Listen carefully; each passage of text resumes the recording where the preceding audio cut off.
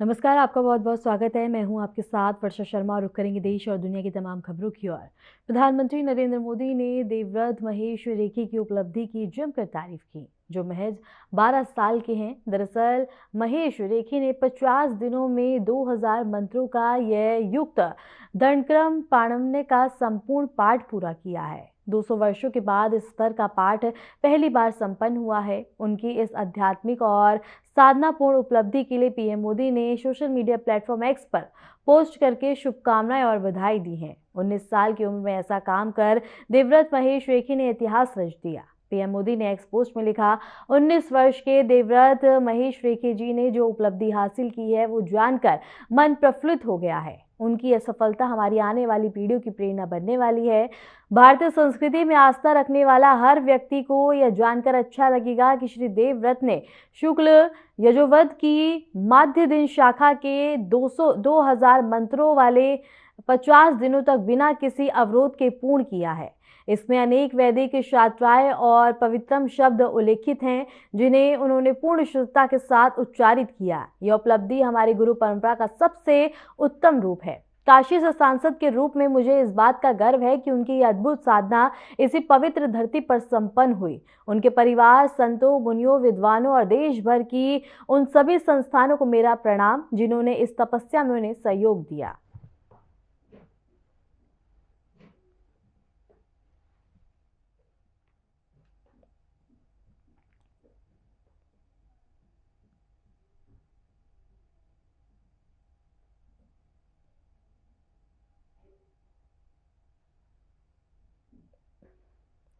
और इसके साथ ही बता दें कि प्रधानमंत्री नरेंद्र मोदी ने सोशल मीडिया प्लेटफॉर्म एक्स पर ये जानकारी और शुभकामनाएं दी हैं।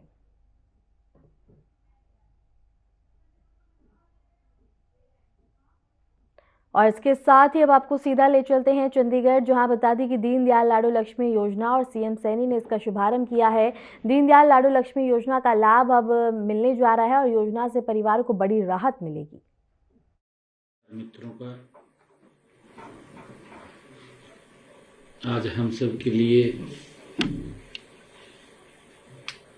पूरे हरियाणा की बहनों के लिए ये खुशी की बात है कि आज दीनदयाल लाडू लक्ष्मी योजना की दूसरी किस्त जारी हुई है। इस मौके पर हमारे साथ हमारे विभाग के मंत्री केशव कुमार बेदी जी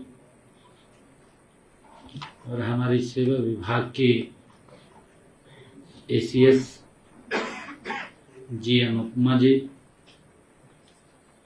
पांडुरंग जी, उपस्थित सभी पत्रकार एवं छायाकार मित्रों,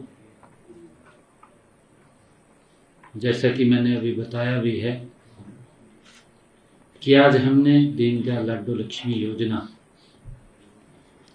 उसकी दूसरी किस्त जारी की है। मुझे खुशी है कि इस योजना के तहत आज 7,01,965 हमारी लाभार्थी बहनों के खातों में आज लाडू लक्ष्मी पहुंची है, उनके खातों में राशि डाली गई है। हमने गत 25 सितंबर को आप सबके बीच में बैठ करके दीनदयाल लाडू लक्ष्मी योजना ऐप का शुभारंभ किया था। पंडित दीनदयाल जी उपाध्याय जी की जन्म जयंती, उनके 109वें जन्म दिवस के अवसर पर हमने उनके खाते में 2100 रुपये डालने का काम वो किया था। साथियों, इस ऐप पर 30 नवंबर तक जो अभी ये 30 नवंबर गया है। इस 30 नवंबर तक 9,592 महिलाओं ने आवेदन किया है। इनमें से 7,01,965 महिलाएं पात्र पाई गई हैं। इनमें से 5,58,346 महिलाओं ने अपना आधार KYC पूरा किया है, जबकि 1,43,619 महिलाओं का वेरिफिकेशन अभी पेंडिंग है।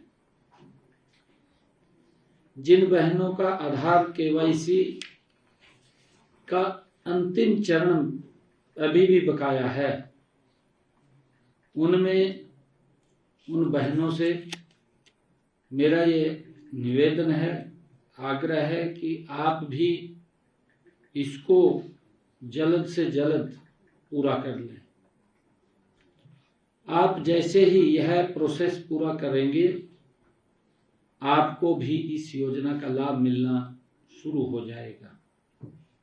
साथियों, आप जानते हैं कि इस योजना का लाभ, जैसा मैंने पीछे बताया भी था, कि 23 वर्ष या इससे अधिक आयु की महिलाएं इस योजना के साथ जुड़ सकती हैं, लाभ ले सकती हैं, जिनके परिवार की वार्षिक आय 1 लाख रुपए से कम है।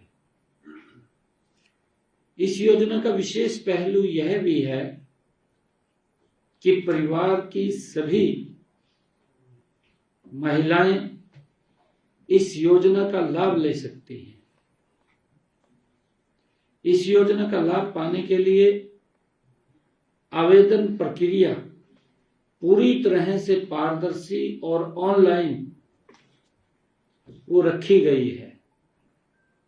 साथियों, आवेदन लाडो लक्ष्मी ऐप के माध्यम से किसी भी स्थान से किसी भी समय सरलता से किया जा सकता है।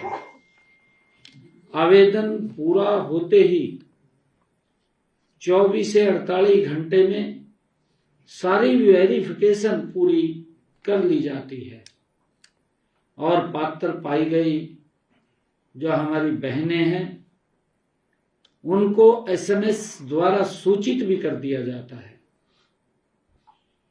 साथियों, इस SMS में उनसे निवेदन भी किया जाता है कि आवेदन के अंतिम चरण में इसी ऐप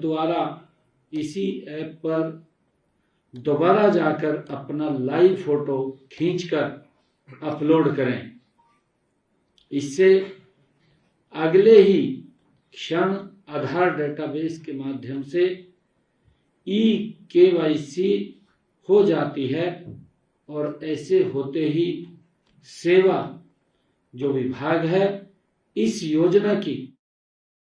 और ये तस्वीर हम आपको चंडीगढ़ से दिखा रहे हैं, जहाँ पे बता दें कि CM सैनी लाडो लक्ष्मी ऐप को लेकर तमाम जानकारी दे रहे थे। और इसके साथ ही बता दें कि इस ऐप के ज़रिए से काफ़ी ज़्यादा लाभ मिलता हुआ नज़र आएगा, राहत मिलेगी।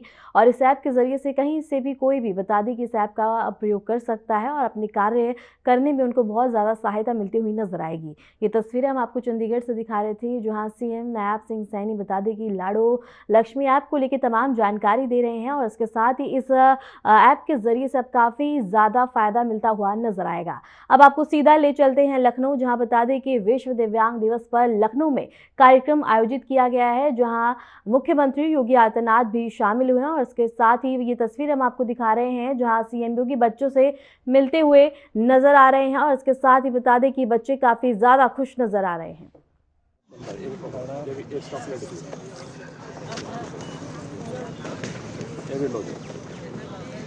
क्या नाम है, कौन क्लास में? 4th में। एक पकड़ो है। अब वेट करो, अब वेट करो। थैंक यू, बहुत बहुत धन्यवाद आपका। कौन क्लास में पढ़ते हो? एट्थ में। और इनका नाम क्या है?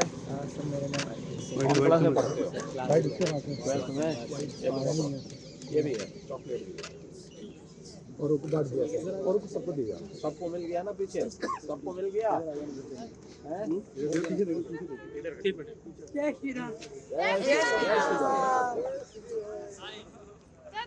स्कूल पढ़ते हो? कौन क्लास में? सेक्टर में है। नाम है चेतांग।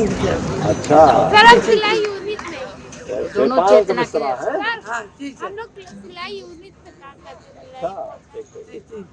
कौन क्लास में पढ़ रहे हो? चेतांग सेक्टर में। अच्छा, कौन क्लास में? उनका क्लास नहीं होता, ग्रुप होता है। कौन से ग्रुप में हो? किस मैम के? सेकंड। क्लास में। इनको भी देना है? एमआर किट ये चलेगा ना?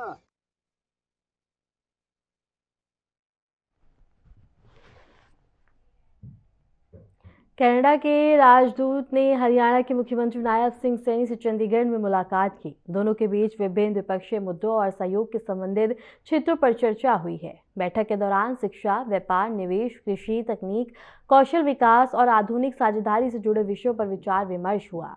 राजदूत कुटर ने हरियाणा में तेजी से बढ़ रहे औद्योगिक निवेश और बेहतर इंफ्रास्ट्रक्चर की सराहना की, जबकि सीएम सैनी ने कनाडा के साथ राज्य के मजबूत आर्थिक और सामाजिक संबंधों को आगे बढ़ाने पर जोर दिया।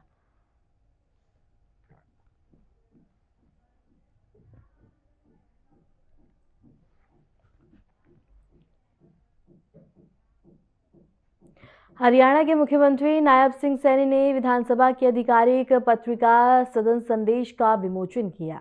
इस अवसर पर उन्होंने विधानसभा अध्यक्ष हरविंदर कल्याण, उनकी टीम और संपादक मंडल को बता की विशेष बधाई दी है। सीएम सैनी ने कहा कि यह बहुत ही सराहनीय कार्य है, क्योंकि लोकतंत्र में विधायिका की बड़ी जिम्मेदारी बनती है वे जनता की अपेक्षाओं को पूरा करे। सदन संदेश जैसी पत्रिका लोकतांत्रिक प्रक्रियाओं और कार्य और विधानसभा की गतिविधियों को जनता तक पारदर्शी रूप से पहुंचाने का महत्वपूर्ण माध्यम है। देखिए, मैं सबसे पहले तो हरियाणा विधानसभा के हमारे लोकप्रिय अध्यक्ष हरविंदर कल्याण जी को बहुत बहुत बधाई देता हूं। उनकी पूरी टीम को, संपादक मंडल को मैं बहुत बहुत बधाई देता हूं, जिन्होंने ये निर्णय किया। आज इस सदन संदेश हरियाणा विधानसभा की जो पत्रिका का विमोचन हुआ है, इसके लिए मैं हरविंदर कल्याण जी, माननीय अध्यक्ष महोदय की पूरी टीम को साधुवाद देता हूं कि जो सदन की कार्रवाई है, सदन में जो आम जन के लिए निर्णय लिए जाते हैं, सदन में जो हमारे विधायक जिनके ऊपर लोग एक विश्वास करके यहाँ भेजते हैं, उस सारे विषय को जनता तक पहुंचाना इस पत्रिका के माध्यम से ये बड़ा ही सराहनीय कार्य किया है। क्योंकि लोकतंत्र की इस हमारे लोकतंत्र के अंदर विधायिका का एक बड़ी जिम्मेवारी बनती है कि वो लोगों तक जो अपेक्षाएं उनकी होती है, उन अपेक्षाओं को पूरा करे। मैं इसके लिए पुनः हरविंदर कल्याण जी को बहुत बहुत बधाई और साधुवाद देता हूं। दिल्ली की मुख्यमंत्री रेखा गुप्ता ने सिविल लाइन स्थित अपने आवास पर जन सुनवाई का आयोजन किया। इस मौके पर आम नागरिक अपनी समस्याओं और शिकायतों को सीधे मुख्यमंत्री के समक्ष रख सके। मुख्यमंत्री ने सभी मुद्दों को गंभीरता से सुना और संबंधित अधिकारियों के शीघ्र समाधान सुनिश्चित करने के निर्देश दिए। जन सुनवाई में शामिल लोगों ने इस पहल को सराहा और प्रशासनिक तंत्र की सक्रियता की उम्मीद जताई है। और दिल्ली से खबर हम आपको बता रहे हैं, जहां दिल्ली की मुख्यमंत्री सीएम रेखा गुप्ता ने बता दें कि जन सुनवाई रखी और नागरिकों की शिकायतों को सुना। उन्होंने नागरिक अपनी समस्याएं लेकर सीएम के समक्ष पहुंचे, जहां अधिकारियों को समाधान के कड़े निर्देश दिए गए हैं। सिविल लाइंस में ये जन सुनवाई का आयोजन किया गया, जहां प्रशासनिक तंत्र की सक्रियता सुनिश्चित भी की गई। और इस दौरान बता दें कि तमाम लोग अपनी अपनी समस्याएं लेकर सीएम रेखा गुप्ता के समक्ष पहुंचे हैं, जहां उन्होंने बता दी कि लोगों की समस्याएं सुनकर उनको आश्वासन दिया और मौके पर ही अधिकारी को कड़े निर्देश दिए ताकि समाधान जल्द से जल्द निकाला जा सके।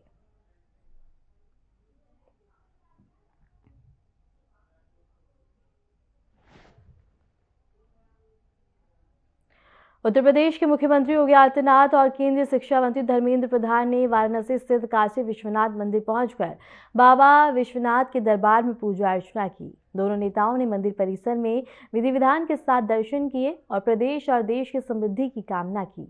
मंदिर परिसर में सुरक्षा के कड़े इंतजाम किए गए थे। पूजा अर्चना के दौरान दोनों नेताओं का काशी विश्वनाथ धाम के पुजारी द्वारा स्वागत किया गया।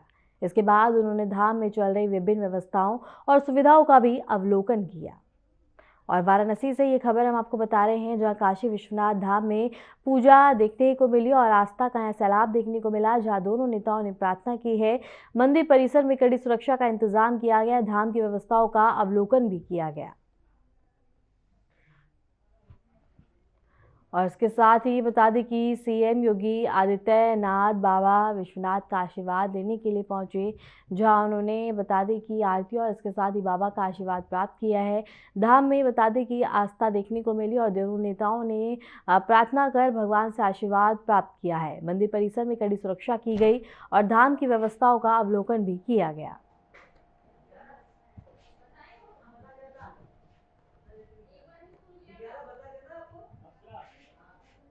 मुख्यमंत्री डॉक्टर मोहन यादव ने विधानसभा समिति कक्ष में स्कूल शिक्षा विभाग और जल संसाधन एवं नर्मदा घाटी विकास विभाग की विस्तृत समीक्षा की। शिक्षा विभाग को उत्कृष्ट परिणाम देने वाले विद्यालयों के प्रचारों को प्रोत्साहित करने के निर्देश दिए, तो वहीं जल संसाधन विभाग को नई जोड़ों और परियोजना के क्रियान्वयन में तेजी लाने के लिए कहा गया।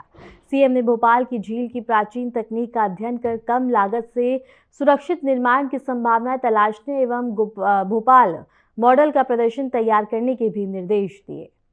और भोपाल से खबर हम आपको बता रहे हैं, जहां बता दें कि सीएम ने विभागीय समीक्षा की। शिक्षा जल विभाग की ये बैठक की गई, जहां नदी जोड़ो परियोजना अब तेज होने के लिए बता दें कि निर्देश दिए गए। उत्कृष्ट प्रचारों को प्रोत्साहन मिलेगा। भोपाल मॉडल पर कार्य करने के निर्देश दिए गए हैं।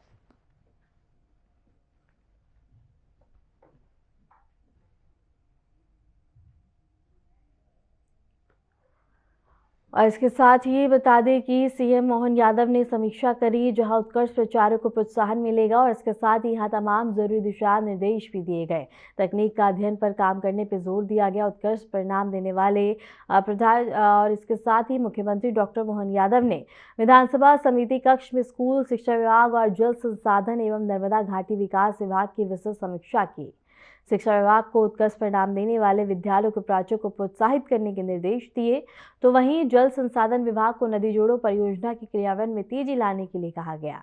सीएम ने भोपाल की झील की प्राचीन तकनीक का अध्ययन कर कम लागत से सुरक्षित निर्माण की संभावनाएं तलाशने एवं भोपाल मॉडल का प्रदर्शन तैयार करने के निर्देश दिए।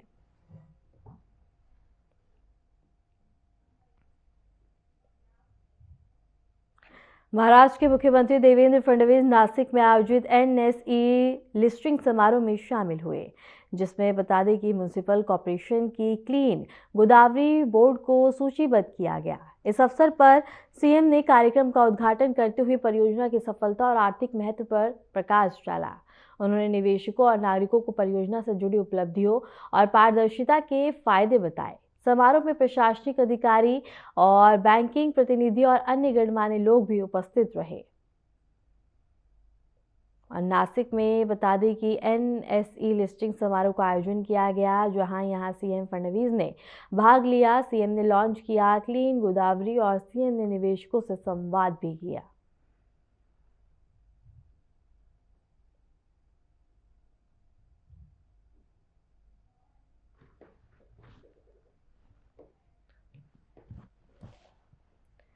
पंजाब के मुख्यमंत्री भगवंत मान जापान दौरे पर हैं और अपने पहले दिन के कार्यक्रम में उन्होंने पंजाब में निवेश को बढ़ावा देने के लिए जापानी उद्योगपति और जापान अंतर्राष्ट्रीय सहयोग बैंक सहित अन्य प्रमुख निवेश संस्थाओं के साथ बैठक की। बैठक का उद्देश्य पंजाब में नए निवेश अवसरों पर चर्चा करना और राज्य की अर्थव्यवस्था को मजबूत करना बताया गया। मुख्यमंत्री ने निवेशकों को पंजाब की संभावनाओं और निवेश के अनुकूल माहौल से अवगत भी करवाया। और ये खबर हम आपको बता रहे हैं, जहां सीएम मान जापान के दौरे पर है। पंजाब में निवेश को लेकर बैठक, उद्योगपतियों के साथ ये बैठक की गई और निवेश पे बता दें कि विस्तृत चर्चा की गई है।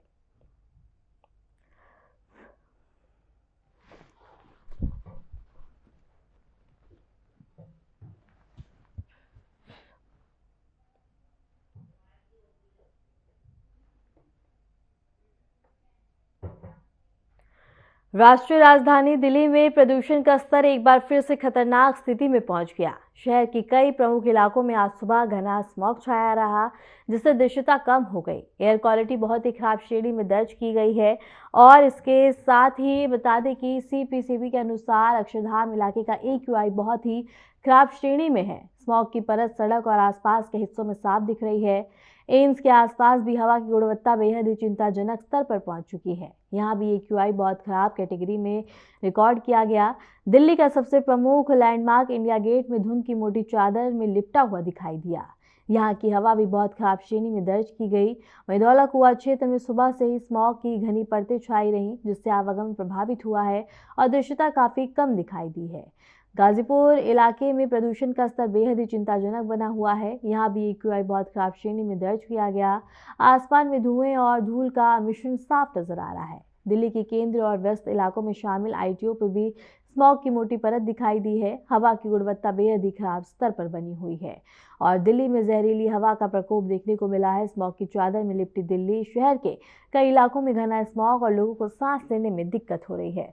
और ये तस्वीरें हम आपको दिखा रहे हैं और पहली तस्वीर हम आपको एम्स से दिखा रहे हैं, दूसरी ITO से, तीसरी गाजीपुर से और चौथी तस्वीर अक्षरधाम से है, पांचवी धौला कुआं की है, छठी इंडिया गेट की है और 6 ही तस्वीरों में आप देख सकते हैं कि किस तरह से धुंध और मोटी परतें देखने को मिल रही हैं और इनके चलते सड़कों पर वाहनों की रफ्तार काफी ज्यादा धीमी हो गई है, क्योंकि बता दें कि धुंध की परतों के चलते दृश्यता काफी कम हो गई है, जिससे दुर्घटनाओं की भी काफी ज्यादा संभावनाएं बढ़ गई हैं। इसलिए बता दें कि लोगों से सावधानी बरतने की अपील भी की गई है और इस धुंध की वजह से बता दें कि लोगों को सांस लेने में दिक्कत, आंखों में जलन की दिक्कत आने लगी है, जो कि काफी ज्यादा चिंताजनक अब लोगों के लिए बनती हुई नजर आ रही है। तमिलनाडु के मुंदेरे में लगातार हो रही भारी बारिश का असर अब मुंदेरे शहर में स्पष्ट रूप से दिखाई दे रहा है। गुरुवार को हुई तेज वर्षा के बाद शहर के कई इलाकों में पानी भर गया, जिससे आम जनजीवन पर असर पड़ा है। सबसे अधिक प्रभावित क्षेत्रों में साउथ मार्केट स्ट्रीट शामिल है, जहां बारिश के बाद भी जलभराव हुआ है और सड़कें पानी में डूब गई हैं और लोगों को आवागमन में दिक्कतों का सामना करना पड़ा। दुकानदारों ने बताया कि निचले हिस्सों में पानी भरने से कारोबार भी प्रभावित हुआ है।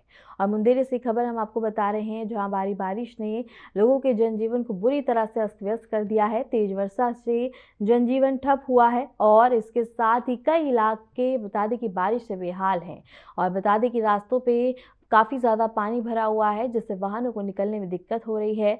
और इसके साथ ही बता दें कि भारी बारिश के बाद रास्ते काफ़ी ज़्यादा जलमग्न हो गए हैं और रफ्तार वाहनों की थोड़ी धीमी हो गई है, क्योंकि गड्ढों की वजह से लोगों को परेशानी और इसके साथ ही बारिश का असर अब लोगों के लिए काफ़ी ज़्यादा परेशानी बनकर आया है, जिसके बाद स्पष्ट रूप से दिखाई दे रहा है कि लोगों को काफ़ी परेशानी हो रही है।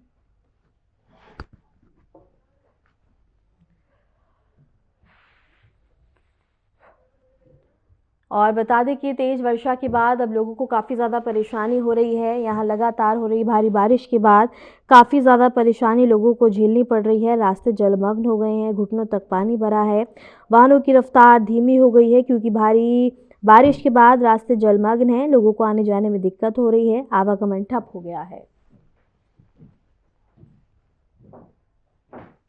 फिलहाल के लिए खबरों में इतना ही और ऐसे देश और दुनिया की तमाम खबरों को जानने के लिए बने रहिए हमारे साथ।